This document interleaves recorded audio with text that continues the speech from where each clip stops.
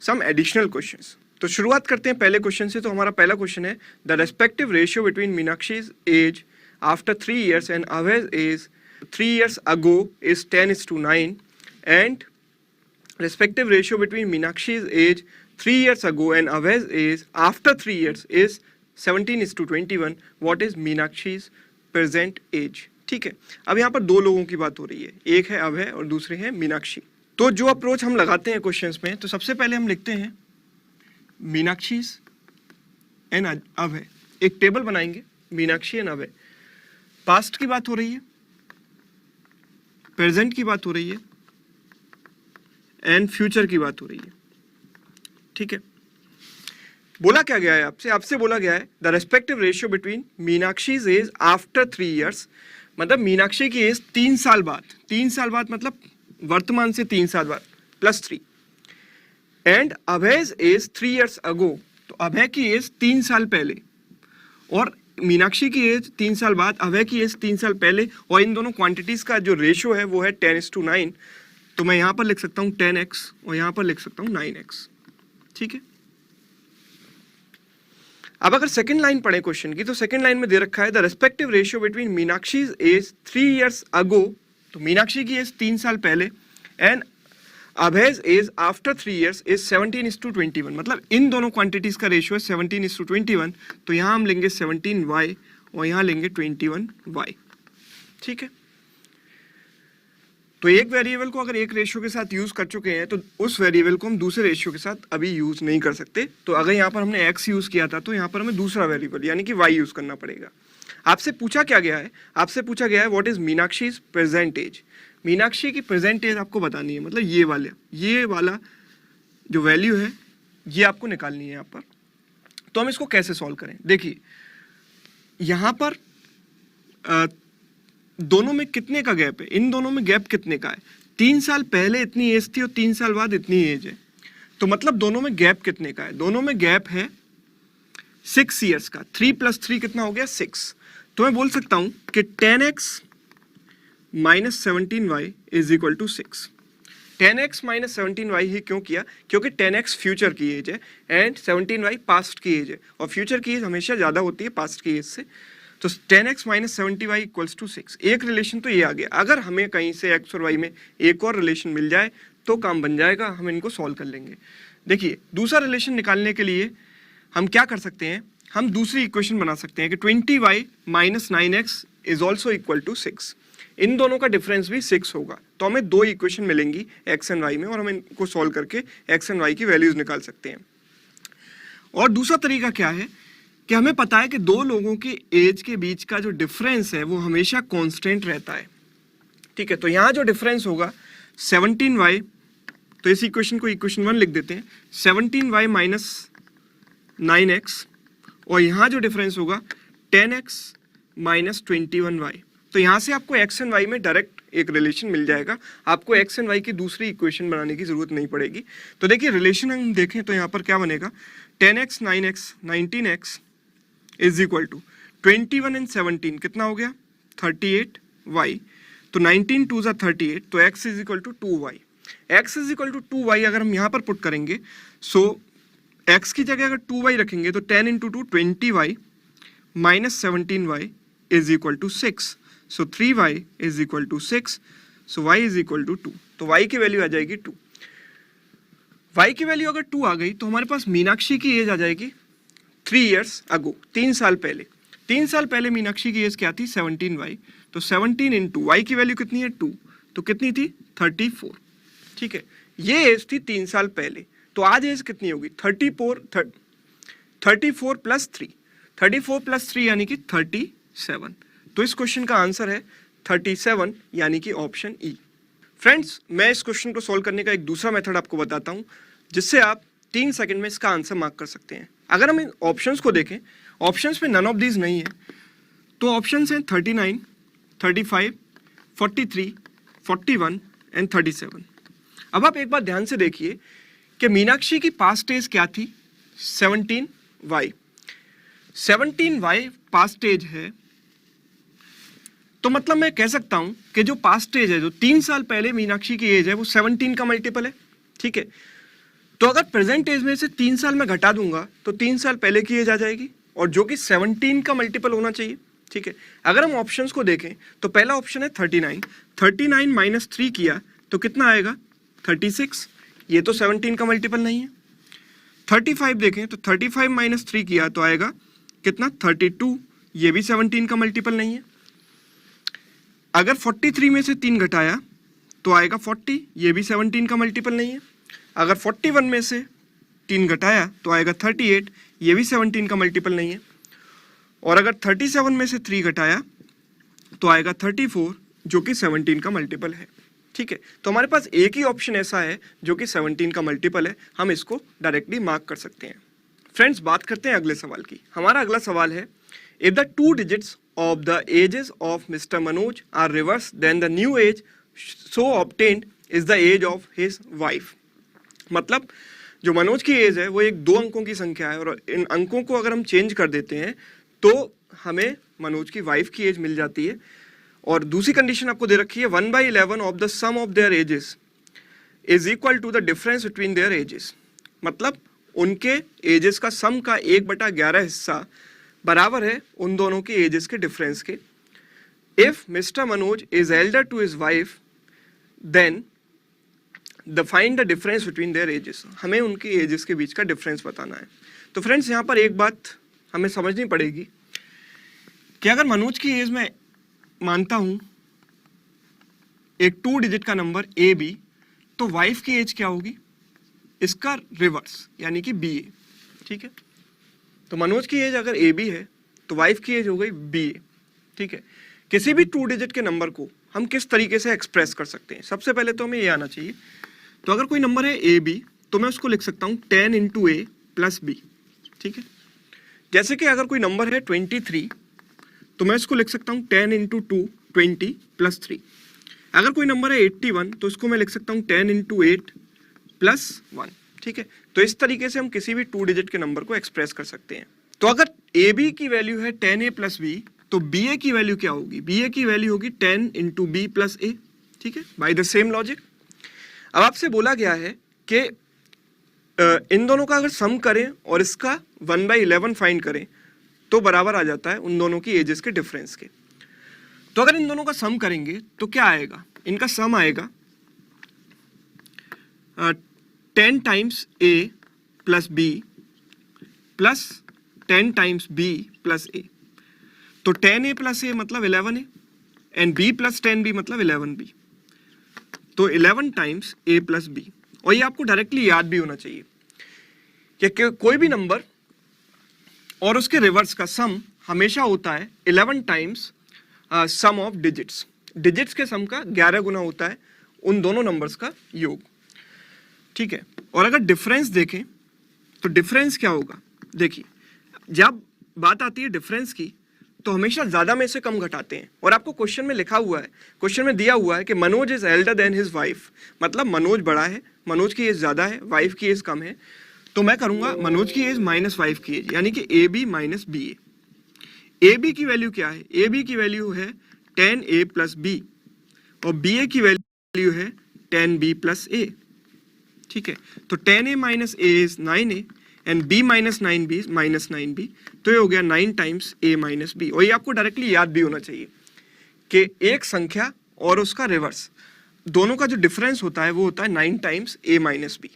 ठीक है, आपको क्वेश्चन में कंडीशन क्या दे रखी है कि 1/11 of the sum of their ages, मतलब 1/11 ऑफ सम कितना है 11a प्लस b बराबर है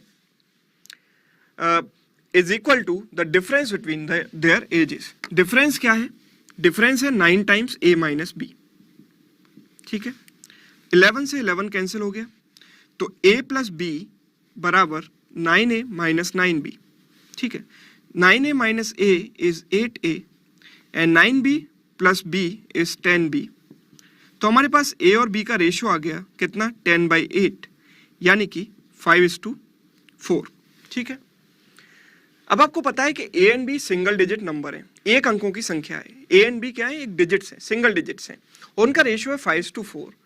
तो केवल ओनली पॉसिबिलिटी, एक ही पॉसिबिलिटी है कि a बराबर हो 5 के और b बराबर हो 4 के।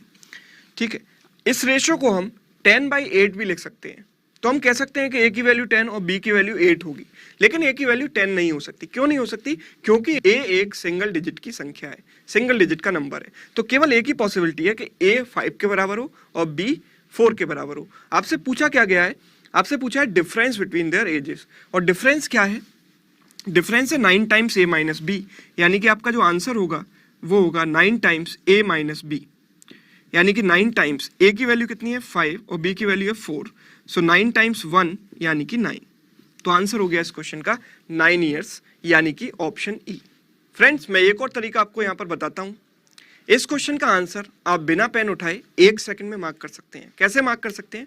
अगर आपको पता हो कि एक 2 अंकों की संख्या और उसके रिवर्स का जो अंतर होता है वो हमेशा होता है 9 टाइम्स ए माइनस बी, यानी कि एक नंबर, एक 2 डिजिट का नंबर और उसके रिवर्स का जो डिफरेंस होता है वो हमेशा होता है 9 टाइम्स ए माइनस बी, मतलब वो हमेशा 9 का मल्टीपल होता है। तो यहाँ पर जो डिफरेंस आपसे पूछा गया है वो 9 का मल्टीपल होना चाहिए। अगर आप ऑप्शंस को देखोगे तो कैन नॉट बी डिटरमिन्ड तो हो नहीं सकता, ठीक है, क्योंकि it can be determined. 10 years 9 का मल्टीपल नहीं है, 8 भी 9 का मल्टीपल नहीं है, 7 भी 9 का मल्टीपल नहीं है, केवल ऑप्शन ई 9 ईयर्स, केवल 9 ही 9 का मल्टीपल है। तो मतलब हम डायरेक्टली मार्क कर सकते थे ऑप्शन ई बिना किसी कैलकुलेशन के, बिना पेन पिक किए। फ्रेंड्स, बात करते हैं अगले सवाल की। तो हमारा अगला सवाल है, एट प्रेजेंट यानी कि वर्तमान में Meena is 8 times her daughters as. तो मीना की जो आयु है वो डॉटर की आयु की, उसकी बेटी की आयु की 8 गुना है। 8 ईयर्स फ्रॉम नाउ, मतलब 8 साल बाद, the ratio of the ages of Meena and her daughter will be 10:3 respectively. 8 साल बाद ये रेशियो हो जाएगा 10:3। आपको बताना है मीना की वर्तमान आयु, प्रेजेंट एज। तो देखिए यहां पर 2 लोग हैं, मीना एंड हर डॉटर, ठीक है। यहां जो बात हो रही है वो प्रेजेंट एंड फ्यूचर के बारे में बात हो रही है। तो हम 2 रो बनाएंगे यहां पर, एक प्रेजेंट और दूसरी फ्यूचर, ठीक है। अगर प्रेजेंट की बात करें तो आपको दे रखा है कि Meena is 8 times her daughters as. तो अगर डॉटर की एज x है तो मीना की एज कितनी मानेंगे? 8x, ठीक है।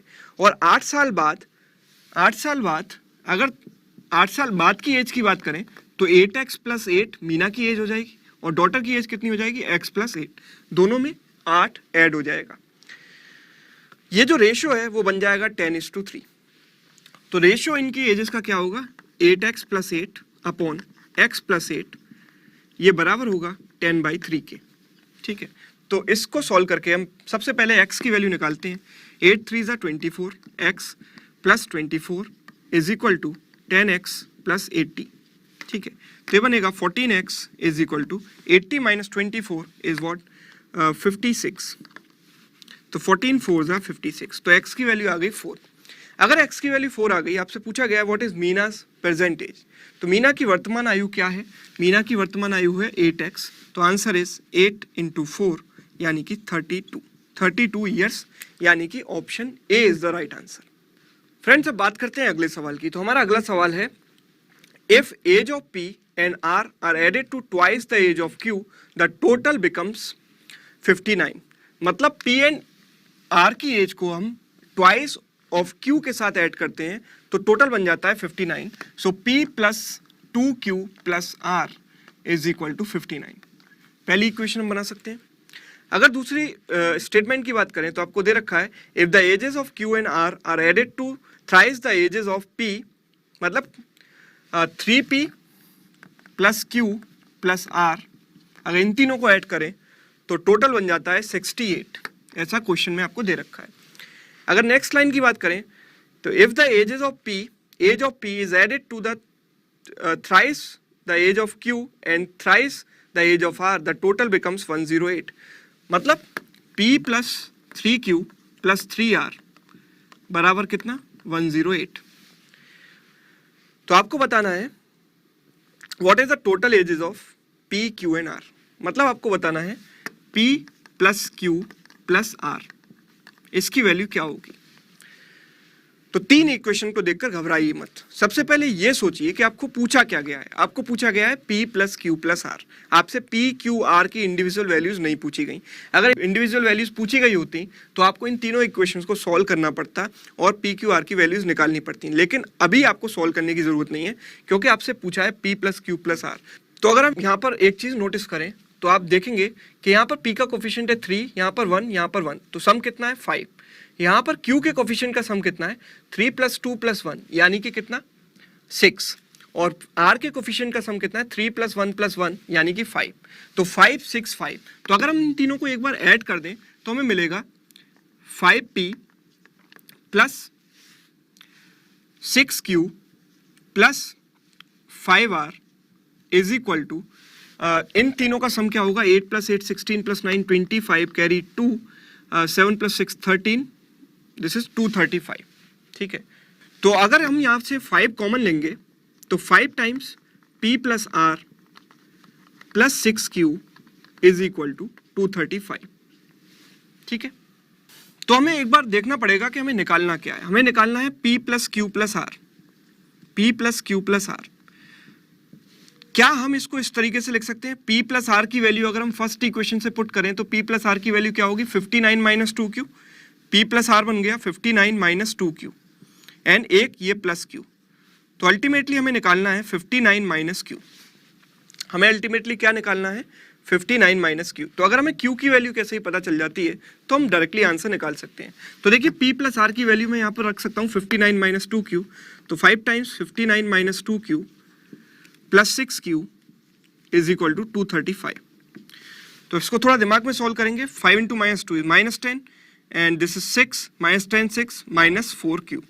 और 59 इंटू 5 क्या आएगा 5 9 जा 45 carry 4, this is 29 295 is equal to 235। तो यहां से आएगा 4Q बराबर 295 माइनस 235 कितना हुआ 60। तो Q की वैल्यू आ गई कितनी 60/4 यानी कि 15। तो Q की वैल्यू 15 आ गई। तो अगर यहाँ 15 पुट कर देते हैं तो आंसर आएगा 59 माइनस 15 यानी कि 44। तो इस क्वेश्चन का करेक्ट आंसर है 44 ईयर्स, यानी कि none of these, option E. Friends, अब बात करते हैं अगले सवाल की। तो हमारा अगला सवाल है the boy was asked of his age by his friend. तो एक फ्रेंड ने एक लड़के से उसकी एज पूछी।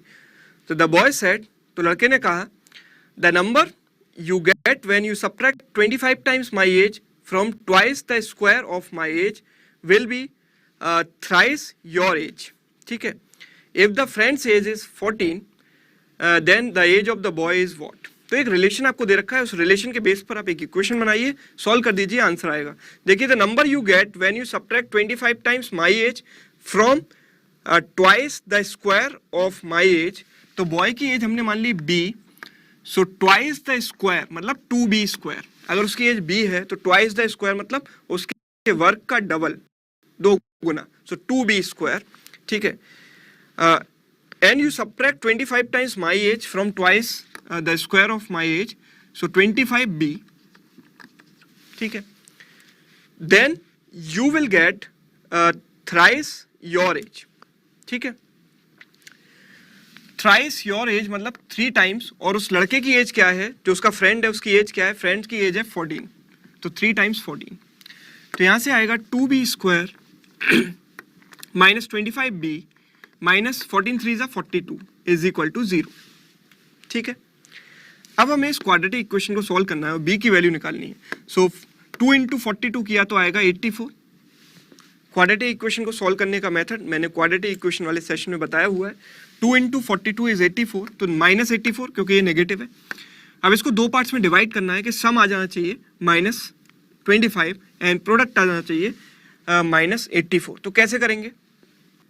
एक तरीका तो है कि हम इसको 21 इंटू 4 लिख सकते हैं। 21 इंटू 4 लिखने में प्रॉब्लम क्या है कि हमें माइनस 21 माइनस 4 लेना पड़ेगा। माइनस 21 एंड माइनस 4 का सम तो माइनस 25 है, लेकिन प्रोडक्ट माइनस 84 नहीं है। तो हमें क्या करना चाहिए? कुछ और कॉम्बिनेशन ट्राई करते हैं। इसको फैक्टराइज किया तो 21 into 4, 21 is what 3 into 7 into 2 into 2। Fine. अब अगर हम इसको ट्राई करते हैं तो हम देखेंगे कि 7 2 ज़ा 14, 2 ज़ा 28 and this is 3. So 3 into 28 भी हम इसको लिख सकते हैं.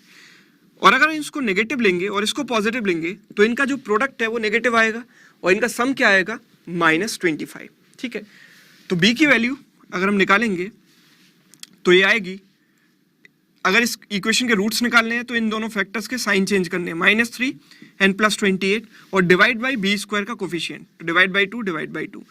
लड़के की एज नेगेटिव तो हो नहीं सकती, तो ये वाला तो मैंने इग्नोर कर दिया. तो आंसर आएगा 28/2 यानी कि 14. आपसे पूछा क्या गया है, what is the age of boy, तो एज ऑफ बॉय आ गया क्या, ऑप्शन सी 14 ईयर्स. तो फ्रेंड्स बात करते हैं अगले सवाल की. तो हमारा अगला सवाल है, if 6 years are subtracted from the present age of Shyam and the remainder is divided by 18, then the present age of his grandson Anup is obtained. देखिए, अगर श्याम की एज में से 6 सब्ट्रैक्ट किया जाए और जो रिमाइंडर आया उसको 18 से डिवाइड किया जाए तो अनूप की एज हमें ऑब्टेन होगी, मतलब दैट इज इक्वल टू ए. ठीक है, अब दूसरी कंडीशन आपको क्या दे रखी है कि if Anup is 2 years younger to Mahesh whose age is 5 years, तो अनूप की एज महेश की एज से 2 साल कम है. 2 years से यंगर का मतलब 2 साल कम है और महेश की एज कितनी है, 5 साल. तो अनूप की एज कितनी हो गई, 5 - 2 यानी कि 3. ठीक है, आपसे पूछा गया है क्वेश्चन में कि श्याम की एज क्या होगी. श्याम की एज हम यहाँ से निकाल सकते हैं. अगर हमें अनूप की एज पता है तो अगर हम इस इक्वेशन में ए की वैल्यू पुट करें तो s - 6/18 is equal to 3. So s will be 18 3 ज़ा 54 प्लस 6 इज व्हाट, 60. तो श्याम की एज आ गई 60 ईयर्स यानी कि ऑप्शन बी.